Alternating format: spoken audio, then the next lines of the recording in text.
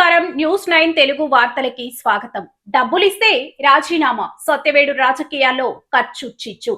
ఆంధ్రప్రదేశ్ రాజకీయాల్లో గత కొద్ది రోజులుగా వినిపిస్తున్న అత్యంత వివాదాస్పద వ్యాఖ్య ఏదైనా ఉందంటే అది మేము పెట్టిన ఖర్చు మాకిచ్చేయండి, ఎమ్మెల్యే పదవికి రాజీనామా చేస్తాం. సత్యవేడు ఎమ్మెల్యే కోనేటి ఆదిమూలం కుమారుడు సుమన్ చేసిన ఈ ప్రకటన ఇప్పుడు తెలుగుదేశం పార్టీలో మాత్రమే కాకుండా రాష్ట్ర వ్యాప్తంగా చర్చనీయాంశమైంది.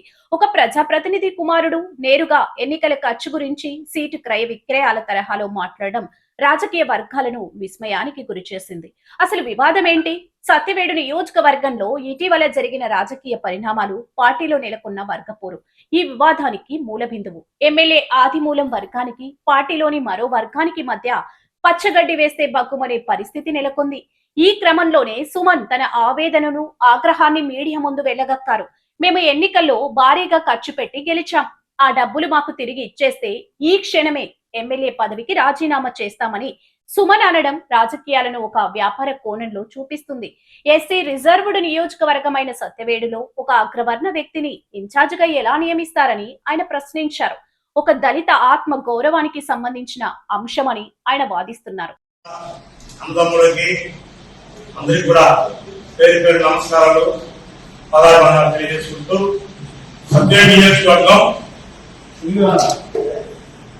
సత్యవేడు నియోజకవర్గం నారాయణమండలం హెచ్డిసి ఉమ్మడి చిత్తూరు జిల్లా ఫైనాన్స్ కమిటీ మెంబరు కోనేటి సుమన్ కుమార్ సరాఫ్ కోనేటి ఆదిమూలం గారు. ఈ సందర్భంగా తెలియజేసుకుంటూ ఇక్కడ ఇచ్చేసినటువంటి ముఖ్యమైన అంశాలు మాత్రం 6 పాయింట్ చెప్తాను. నాన్నగారు ఎమ్మెల్యే టికెట్ రాకముందు గంగా ప్రసాద్ సారు పెద్ద గారి ఆదేశాల మేరకు చంద్రబాబు సార్ గారిని, లోకేష్ సార్ గారిని కలవడం జరిగింది. టికెట్ అడగకుండే గంగాప్రసాద్ గారు టికెట్ తీర్చారు. గంగాప్రసాద్ సార్ గారికి పాదాలు, చంద్రబాబు సార్ గారికి, లోకేష్ గారికి నమస్కారాలు. ఆ నాన్నగారు ఆరోగ్యం పాలైనప్పుడు పవన్ కళ్యాణ్ సార్ గారు ఫోన్ చేసి ఆరోగ్య పరిస్థితి గురించి విచారించడం జరిగింది. పవన్ కళ్యాణ్ సార్ గారికి పాదాలు, బీజేపీ పార్టీ కుటుంబ సభ్యులకు పాదాలు. నియోజకవర్గంలో నాన్నగారికి ఓటేసినటువంటి ఓటర్స్ మహాశయులకి, నాన్నగారి అభిమానులకి, దాదాపు ఆదివారం అభిమానులు 30 నుంచి 40 వేల ఓటర్స్ తో వ్యక్తిగతంగా ఆదివారం వ్యక్తిపైన అభిమానంతో 40 వేల ఓటు పోయింది. టీఆర్ఎస్ పార్టీ తరఫున 30 వేల ఓటు పోయింది. నాన్నగారు గెలిచిన తర్వాత మా కుటుంబాన్ని, మా నాన్నగారిని ఎన్నుముక్క వెనకాల నుంచి పొడవడం టీఆర్ఎస్ పార్టీ వాళ్ళు కొంతమంది ఇబ్బంది పెట్టడం జరిగింది. అదేవిధంగా మా యొక్క ఆర్థిక పరంగా మేము కష్టపడి అప్పు తీసుకొని గంగాప్రసాద్తో మాట్లాడుకొని ఖర్చు చేసినటువంటి అమౌంట్ ఎంతని గంగాప్రసాద్ సార్ తెలుసు, చంద్రబాబు సార్ గారు తెలుసు, లోకేష్ గారు తెలుసు. కానీ ఈరోజు పరిస్థితి మా నియోజకవర్గంలో ఎస్సీ రిజర్వుడైన నియోజకవర్గంలో ఎస్సీ కుటుంబంలో చిన్న సమస్య వచ్చినప్పుడు నాన్నగారిని సస్పెండ్ చేయడం జరిగింది. నాన్నగారు సస్పెండ్ అయిన తర్వాత ఒక ఎస్సీ నియోజకవర్గంలో ఒక ఎస్సీనే ఎందుకు మీరు కోఆర్డినేటర్ పెట్టలేదు, ఒక ఎస్సీ కమిటీలో ఉన్నటువంటి వాళ్ళు ఎందుకు నియోజకవర్గంలో ఇన్ఛార్జిగా పెట్టలేదు? దాదాపు 2,20,000 మంది ఓటర్స్ ఉన్నారు మా నియోజకవర్గంలో. దాదాపు 50 నుంచి 60 వేల మంది జనాభా ఎస్సీ ఎస్సీలు ఉన్నారు.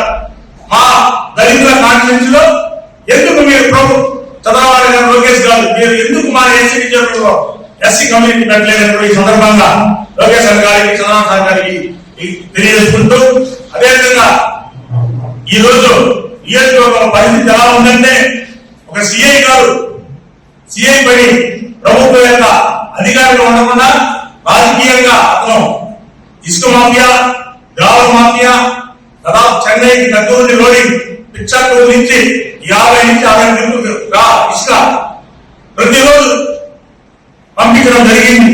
అతను ఒక సిఐలో ఉండి రాజకీయ నాయకులను మధ్యస్థం చేస్తున్నారు. ఇది న్యాయమా? మేము అంబేద్కర్ యొక్క ఆదేశాల భారత రాజ్యాంగంలో, రాష్ట్రంలో, దేశంలో అంబేద్కర్ రాజ్యాంగాన్ని ఎక్కడ మీరు అవలంబిస్తున్నారు? మనం లోకేష్ గారు అంబేద్కర్ జయంతి రోజు వచ్చినప్పుడు తిరుపతిలో అంబేద్కర్ జయంతి రోజే ఒక బ్యానర్ అంబేద్కర్ ఫోటో లేదు. ఇది న్యాయమా? ధర్మమా? అదేవిధంగా ఈ మొన్న సబ్జెక్టులో పార్టీ పరంగా నేను నారాయణలో నేను ఒక కష్టపడి ఫైనాన్స్ పరంగా పెట్టుకుంటే పార్టీ పరంగా నాకు కూడా ఆహ్వానం లేదు.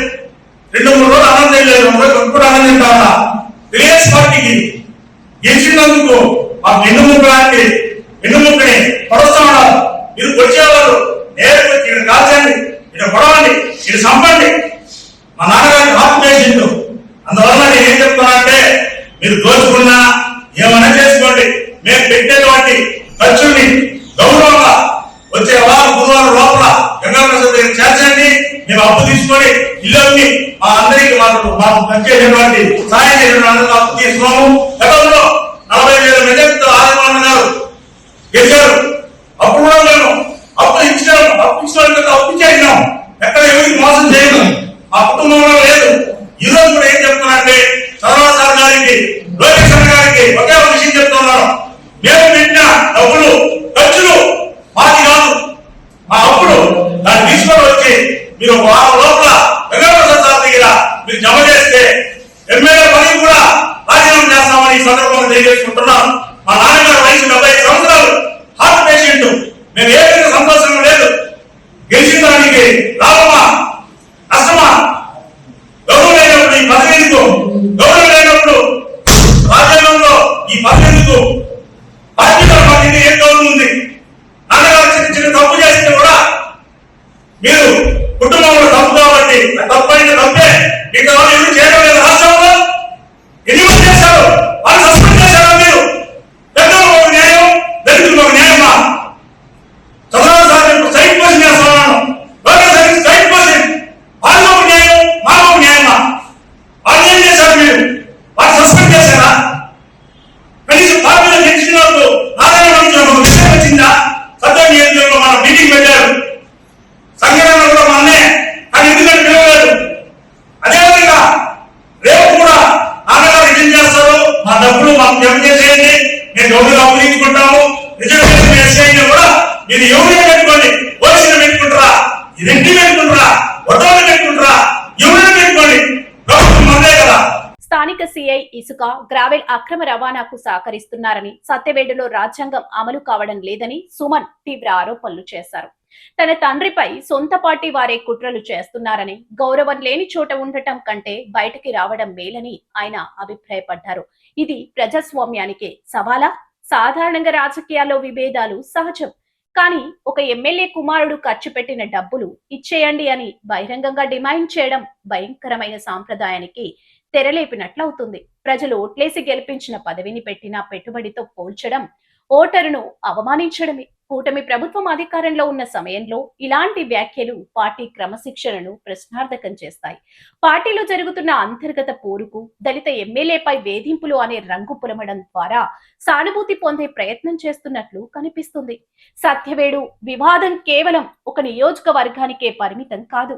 ఇది రాజకీయాల్లో పెరుగుతున్న ధన ప్రభావానికి నిదర్శనం. ఒకవైపు అవినీతి రహిత పాలన అని ప్రభుత్వం చెబుతున్న తరుణంలో ఎమ్మెల్యే కుమారుడి నోటి నుండి వచ్చిన ఈ ఖర్చు రాజీనామా ఆఫర్ రాజకీయ వర్గాల్లో పెను ప్రకంపనలు సృష్టిస్తుంది. పార్టీ అధిష్టానం దీనిపై ఎలా స్పందిస్తుందో వేచి చూడాలి. మరిన్ని తాజా వార్తల కోసం చూస్తూనే ఉండండి న్యూస్ 9 టీవీ తెలుగు. జై హింద్.